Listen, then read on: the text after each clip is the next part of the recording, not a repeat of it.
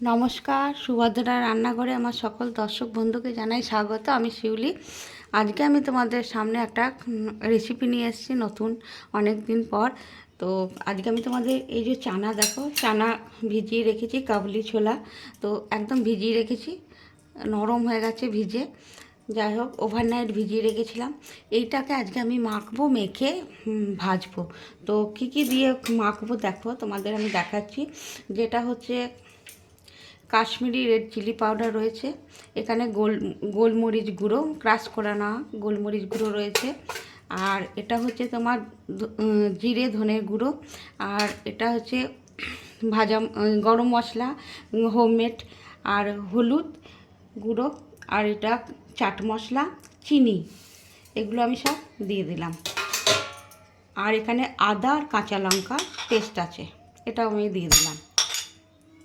আর তার সাথে দেবো একটু লেবুর রস, যাতে খাট্টা মিঠা হয়, লেবুর রস দিয়ে দিলাম। আর দেব লবণ দিইনি, লবণ দিয়ে দিলাম।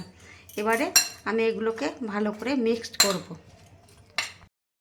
এবারে আমি ওর সাথে একটু ময়দা দিয়ে দিচ্ছি। হ্যাঁ, বাইন্ডিংয়ের জন্য একটু ময়দা দিলাম, আর একটু কর্নফ্লাওয়ার দিচ্ছি। হাফ চামচ ময়দা, হাফ চামচ কর্নফ্লাওয়ার দিয়ে এটাকে এবারে আমি ভালো করে মিক্সড করে নেব, যাতে বাইন্ডিংটা হয় সুন্দরভাবে। দিয়ে মেখে আমি মিনিট 5-7 রেখে দেব। তারপরে এটাকে আমি ভাজবো।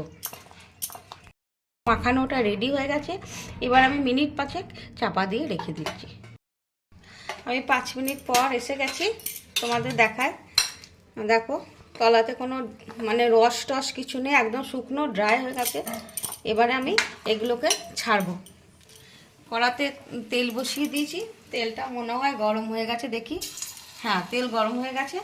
এবার আমি এগুলোকে আস্তে আস্তে ছেড়ে দেবো।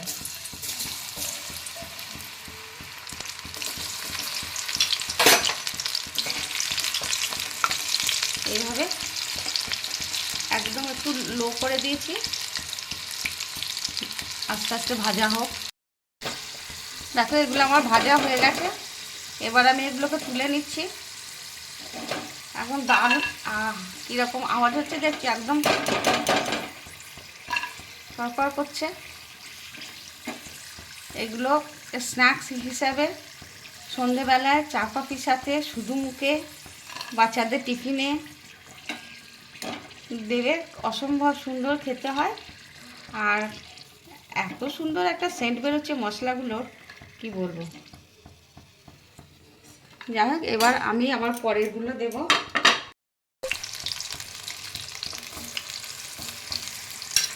এবার আমি এইগুলোকে ভেজে নেব,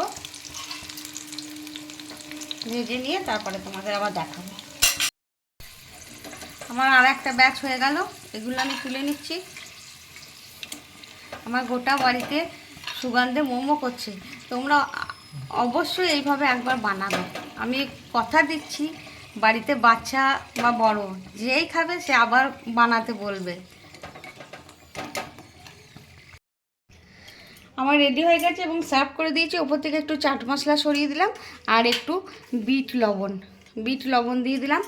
এবার তোমাদের দেখাচ্ছি মজা, কীরকম আওয়াজ হচ্ছে দেখছো তো।